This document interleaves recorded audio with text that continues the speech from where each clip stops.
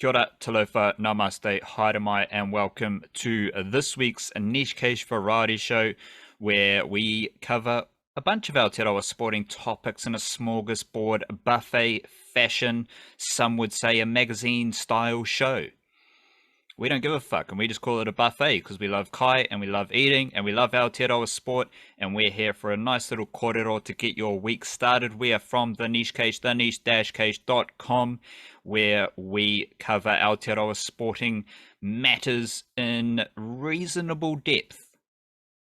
Not muy profundo depth, but quite a lot of depth. A lot more depth than you're going to get elsewhere, and we just love Aotearoa sports. So hit up the website, the niche-cage.com. Fresh yarns are always uploaded there. The podcast can be found there, and it's just a good spot to check in every couple of days, every day, however you want to do it. Make it a bookmark, make it your homepage, whatever you want to do. Just show some love, show some appreciation for the niche-cage.com. You can also show love and appreciation through the Patreon whānau, patreon.com/our niche cage. Big up to all the members of the Patreon whānau.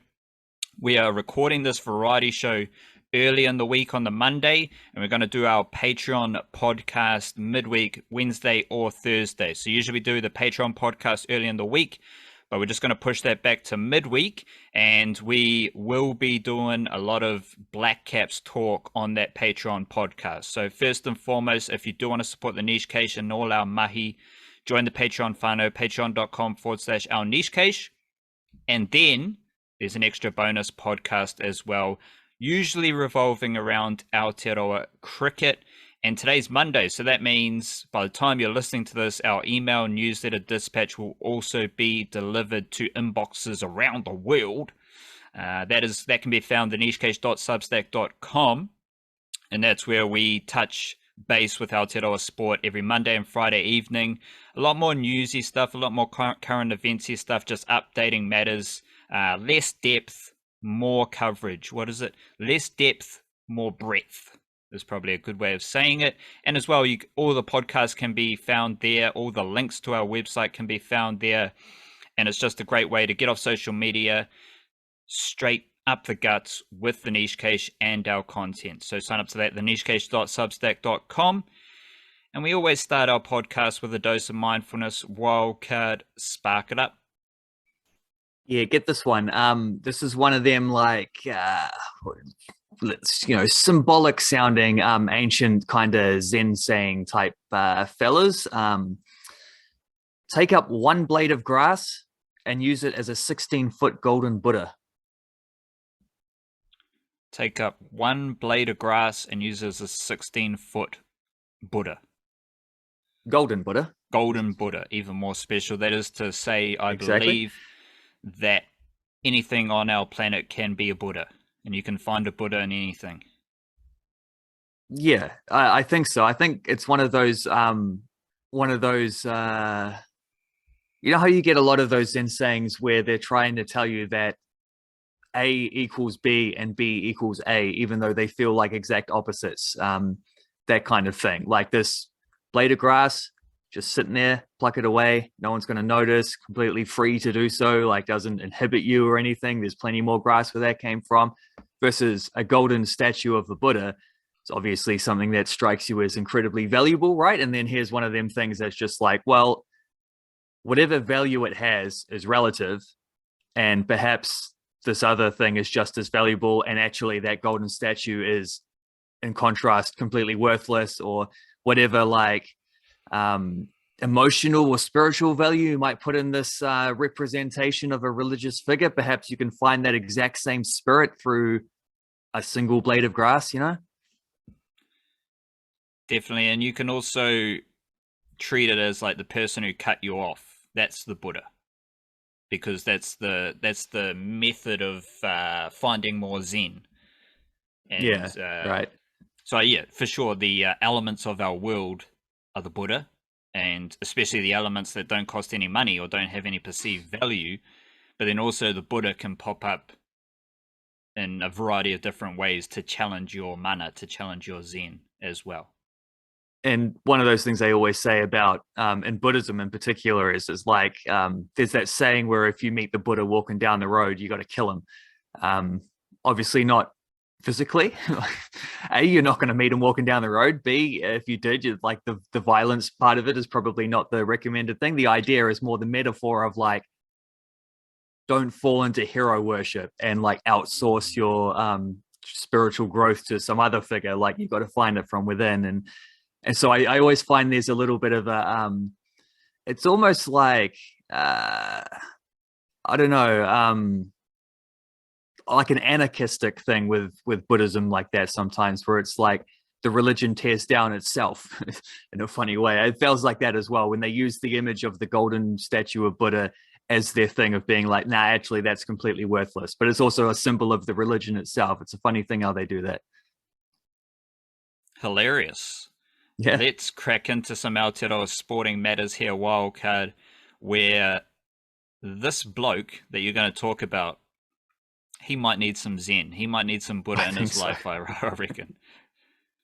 Or some blades of grass. Yeah, because I talked about Sean Marks stuff last week, and I might have spoken a little bit too soon about Sean Marks stuff because I was on about how like it's nice to see him digging his feet in over the Kyrie Irving contract stuff and getting a bit of a result out of that too, not having to pay him an extension but still getting him to opt in.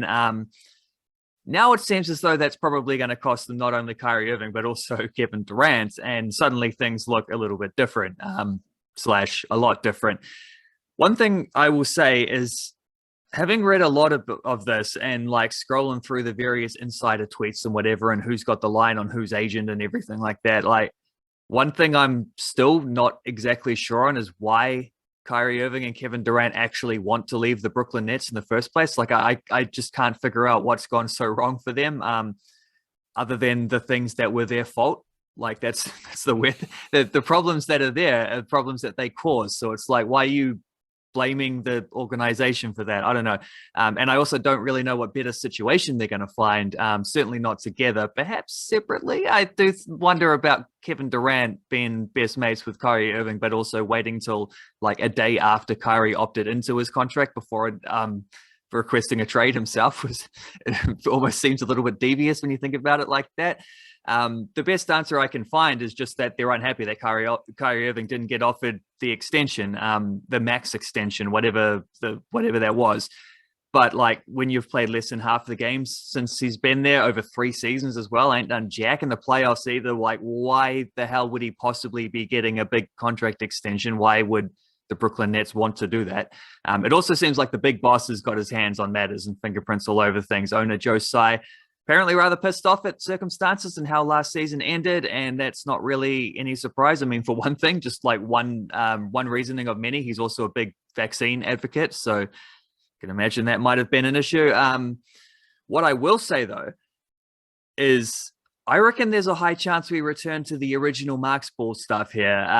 The strategy that he first built this team with of like high culture and internal growth and selfless basketball. Because while I think Kyrie Irving's value is probably relatively limited, he is like in the trade market, he is on an expiring contract, so they should be able to move him if they want to.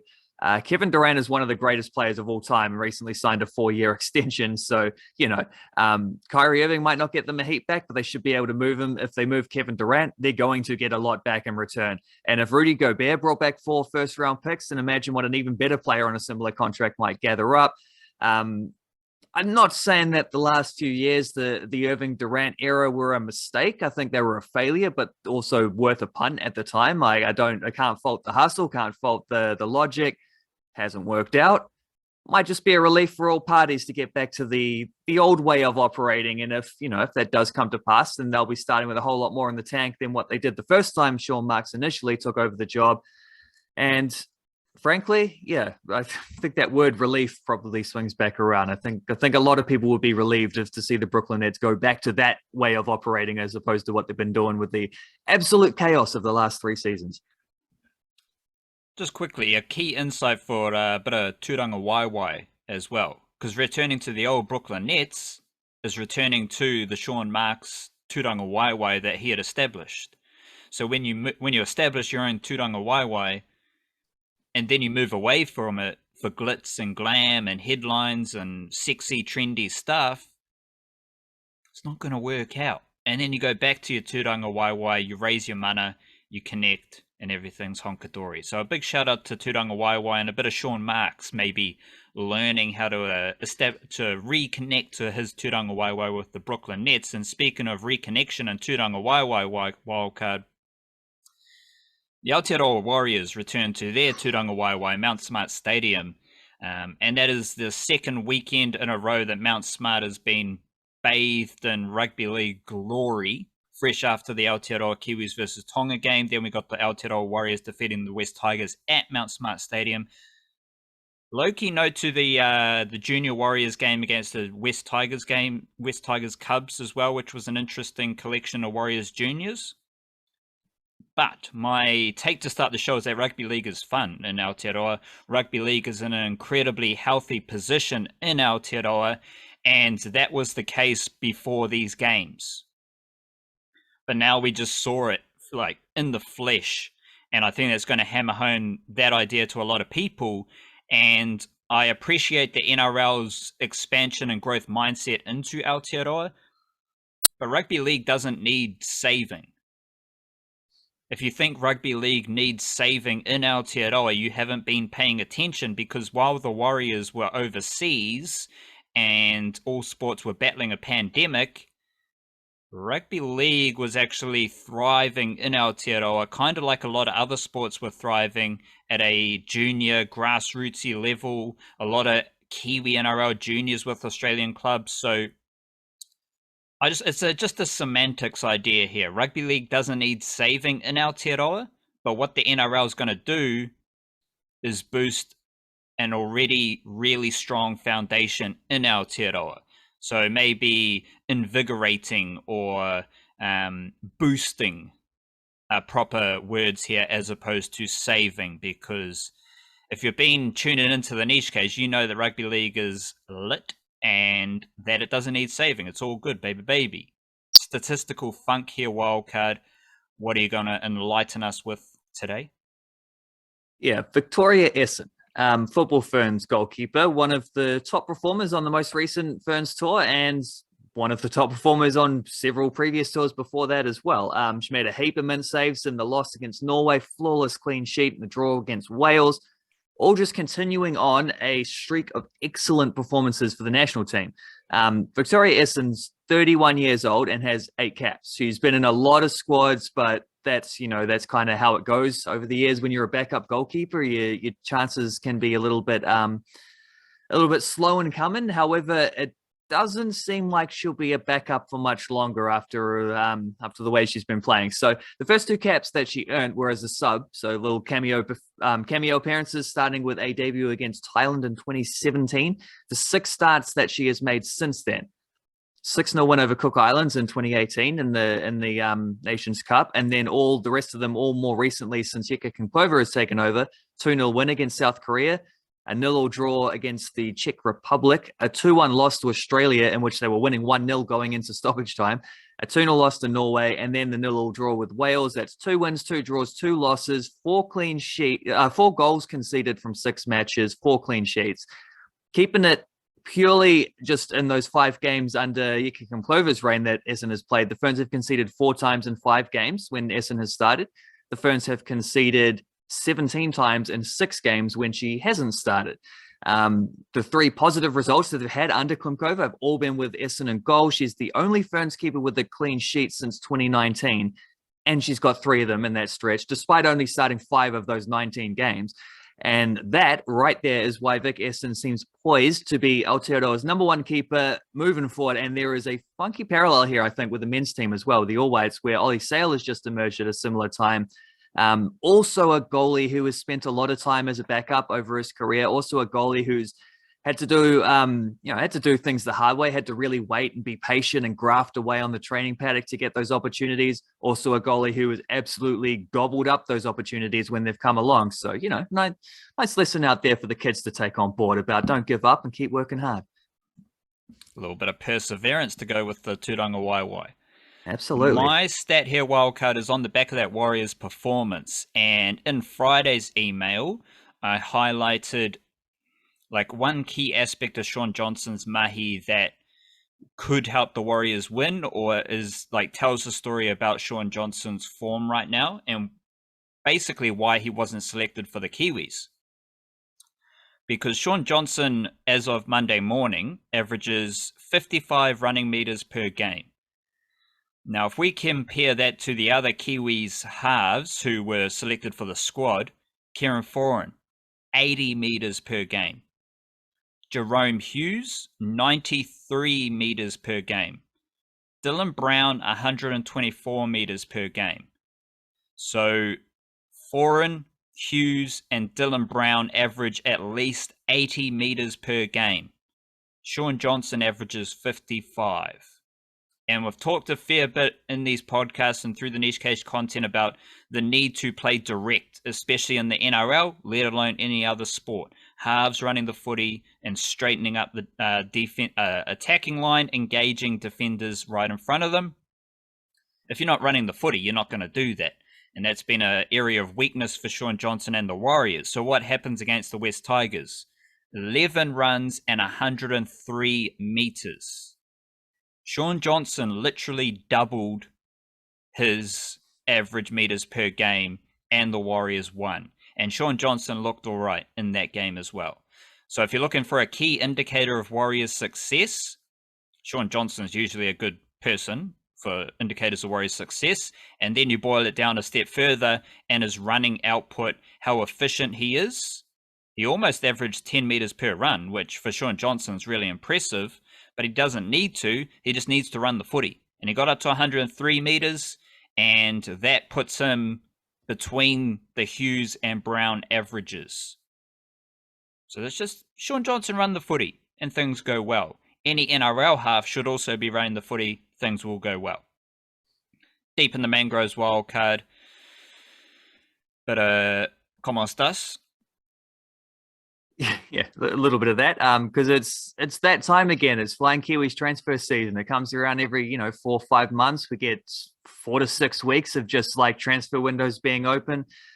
This is that time, and as always, teams building. A lot of teams in Europe building towards their preseason now. This is like the time with the contract stuff sort of got done at the end of last season. Now we're getting like the incoming transfer stuff and heaps of New Zealanders to keep an eye on. Heaps of them. There always are. But just a few of the most notable to mention here. Got to say Vic Esson, because just talked about her before.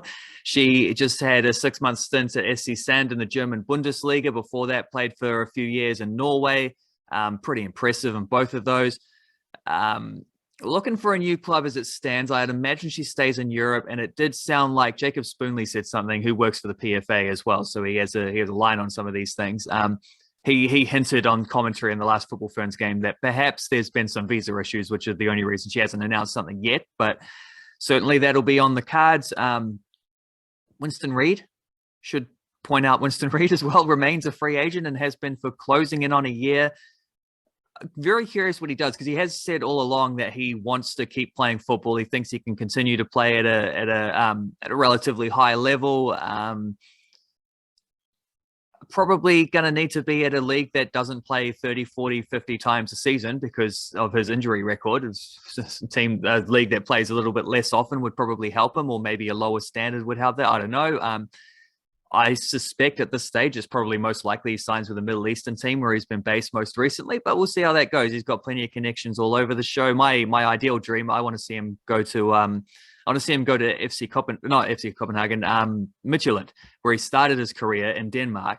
Because then the 3 big teams in Denmark, Midtjylland, Brøndby, and Copenhagen, would have one New Zealander each. You'd have Winston Reid at Midtjylland, you'd have Joe Bell at Brøndby, and you'd have Marko Stamenic pushing through, getting some good preseason minutes at the moment with Copenhagen. So that would be the dream, but we'll see how that goes. And Elite's another one, left West Ham as a free agent. End of last season, I've heard talk about her maybe moving to Aston Villa, 1 or 2 other WSL clubs, I think. I expect she'll stay in that division and hopefully continue to develop and get heaps of games and be pretty outstanding whenever she gets to play. Claudia Bunge is another one as well. Just like a few sneaky rumors just in the last few days where first I heard Brighton and Manchester United both interested in Claudia Bunge for the WSL. She's played, won back-to-back championships in the A-League with Melbourne Victory.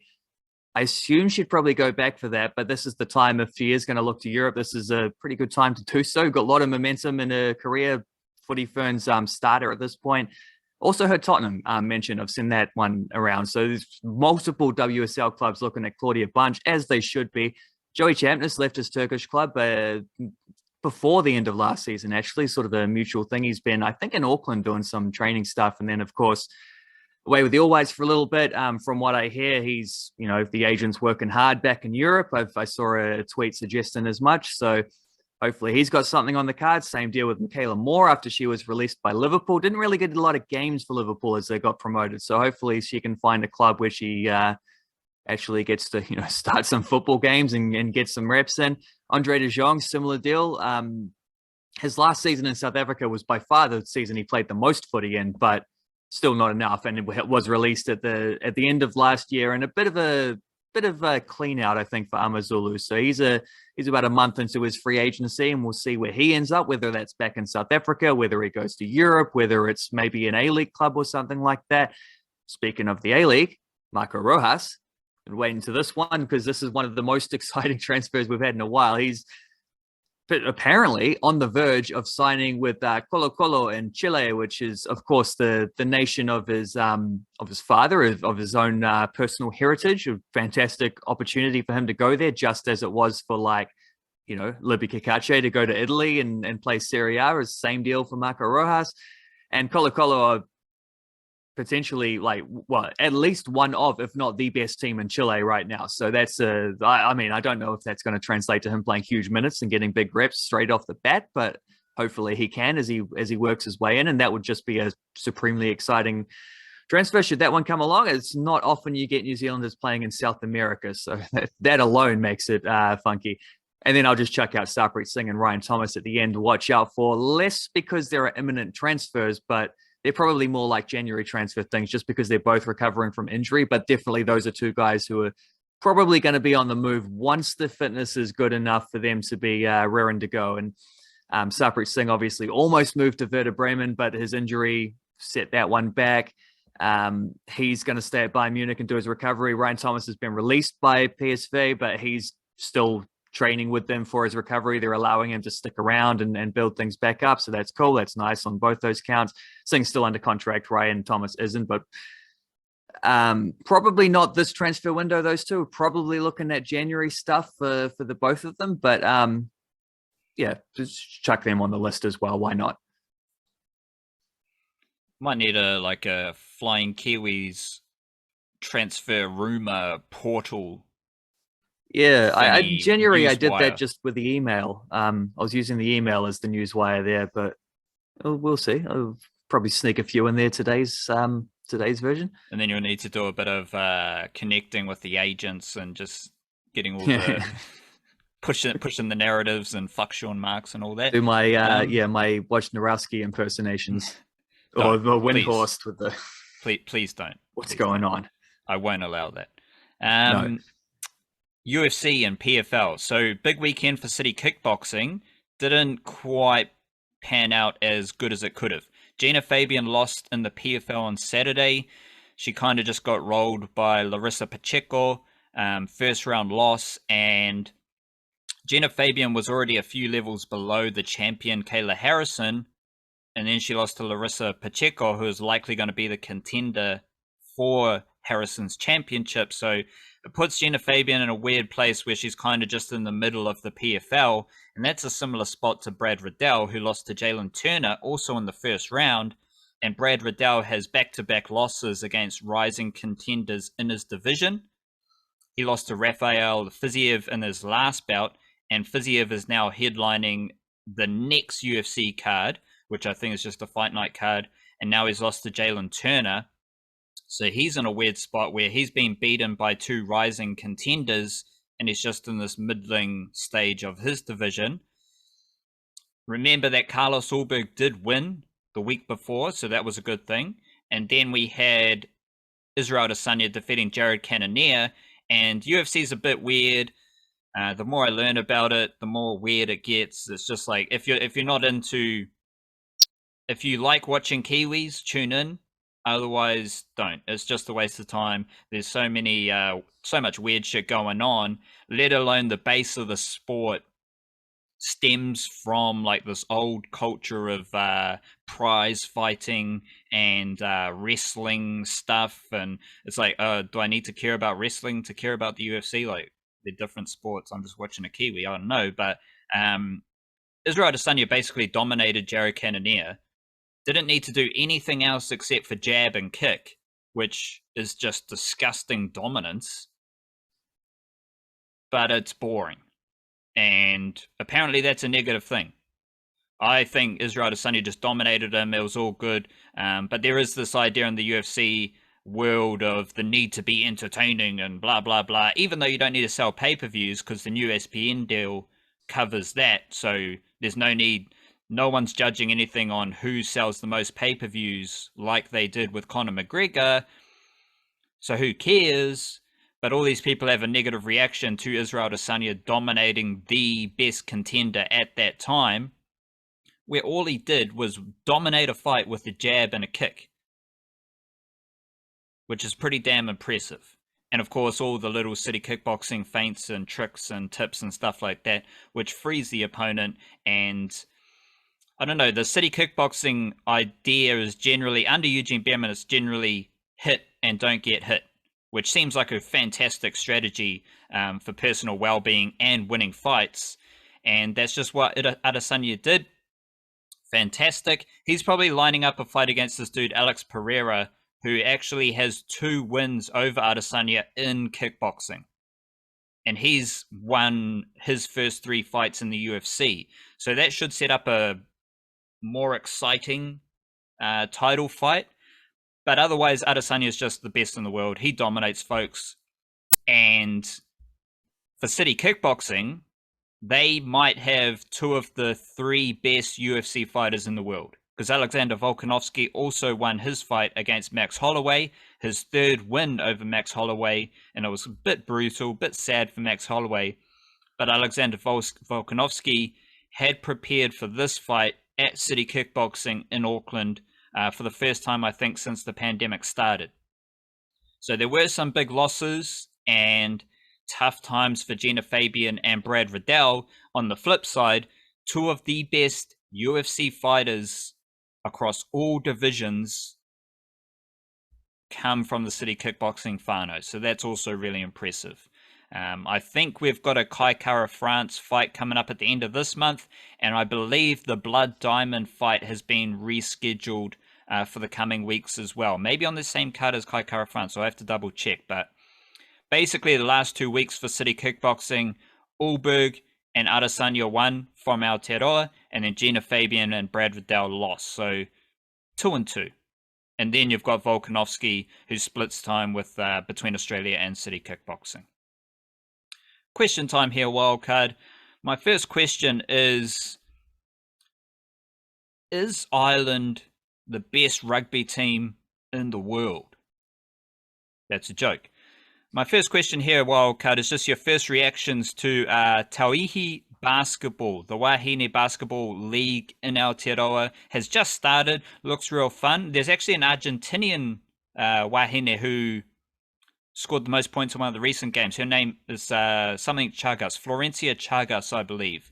And she's from Argentina, and she's playing in this league. So I'm curious about the overseas presence in Tauihi Basketball as well. But I'm more curious about your first reactions to this new competition. Yeah, first reactions. I mean, I watched the opening game. I watched the Hoiho game as well on Sunday. I didn't see the Saturday game because I was at my own sports. But just first reactions is it's pretty much as advertised. Like, it was a good good buzz around the league, and how it's, taken women's basketball in this country into a newer, more professional realm, pay parity with the fellas and all this, high caliber of imports, as you alluded to, but also especially a high caliber of local players too. A few players who have been playing, overseas or in Australia are coming back for this one. And just basically everything is what you want to see from a domestic league in Aotearoa. So it's great. Like the first impressions is simple enough as that. It's exactly what they said it was going to be, which is what everyone wanted to see. So beauty, fantastic. Well, a question back to you is nice and controversial one. Are the Warriors a better team without Reece Walsh?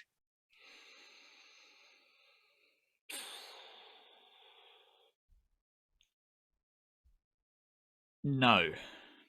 I think this win was like just a good vibes win, and I'd say no, but again, I have to refer back to this stat wildcard. Reece Walsh is third for total errors in the NRL. 25 errors in 14 games, which is almost 2 errors per game. So if you take that out, the Warriors make less errors and they might be better.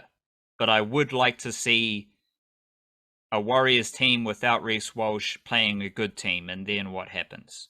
Because I do think just some speed and support play would have been beneficial. Second question, wildcard.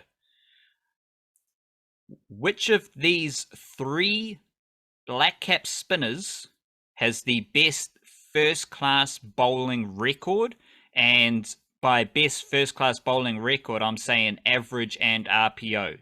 The best combo of those two things. Mitchell Santner, Rachin Ravindra, or Michael Bracewell?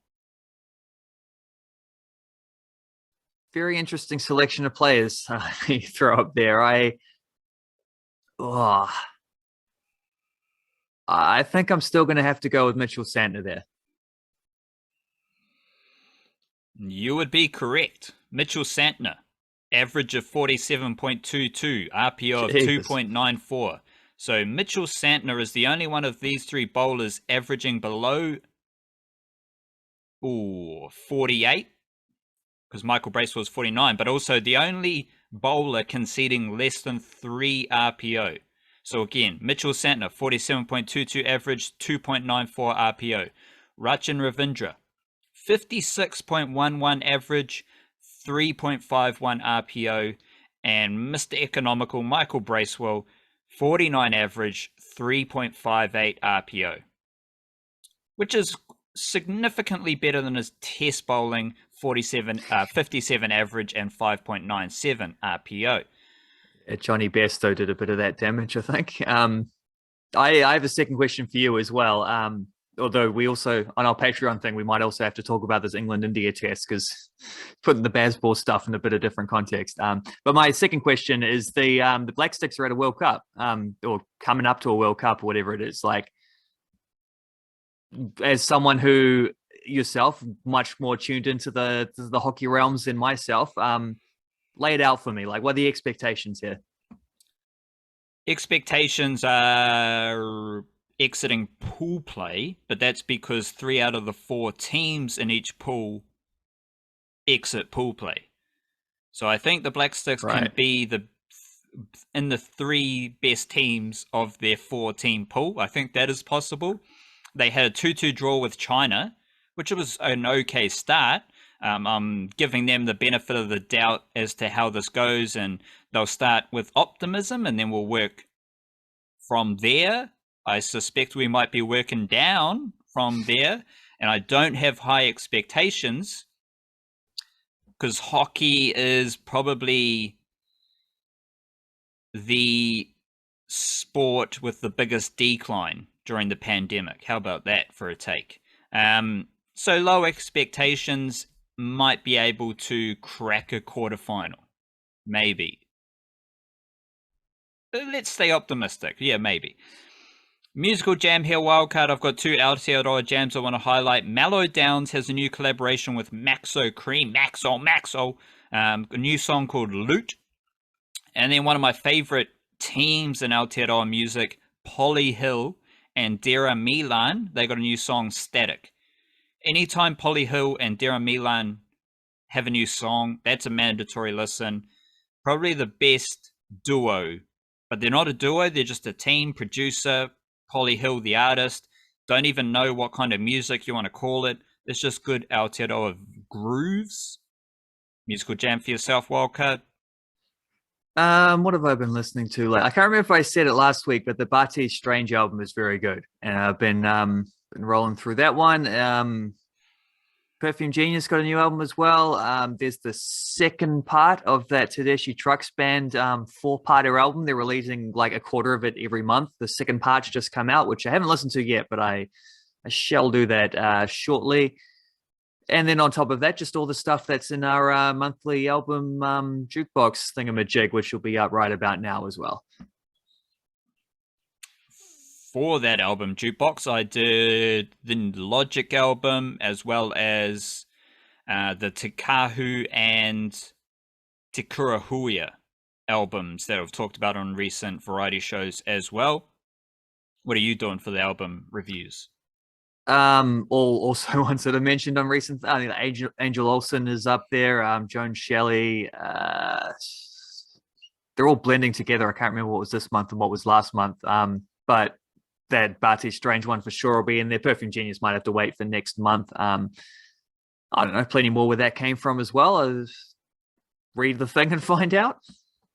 There is a new song, Joey Badass, as well, Where I Belong, which is That's right. I haven't heard it yet. Joey Badass fabulosity. It's a bit old school, boom bappy, which is how Joey Badass started. And if you do want to go down a little rabbit hole, search Joey Badass, like the live crowd thing, and I think it's him performing in Scotland, and I think it might have been like an encore situation, but he's performing, and then the crowd starts chanting Joey, Joey, Joey, fucking badass, and they just keep doing that over and over again, and then Joey Badass, the DJ, puts a beat to it live, and then Joey Badass like makes a song out of it live. So it was that's a good video to watch. But Joey Badass does have a new song, Where I Belong, which is an absolute banger as well. So hopefully get a new album from him. And by the way these songs are sounding from Joey Badass, pretty hyped for that album as well. Yeah, there's plenty of good stuff on the car. I thought last month as well was absolutely stacked with stuff to write about for the album thing. This month is pretty stacked. And then there's like 5 or 6 things that are on the near horizon as well that I'm just like waiting for release dates / leak dates to be able to listen to as well. It's the year often takes a bit of time to build up momentum with music releases, but we're at that point where all the good stuff is just rolling down one after another, one after another, after another, after another. It's good times. And I have said before they've tapped out a wee bit for hip hop, but then a song like that from Joey Badass comes around and it's like, oh, I like that song, you know, I like that one. You got me back. You got me back. So big up to them. Big up to Aotearoa Sport. Big up to all the Mandem and Wahine listening to the variety show. Make sure you catch all the Niche Cage content. Support the wave. Support the vibe. Because you're not finding this anywhere else. That's for damn sure. Kia kaha. Stay beautiful. Chit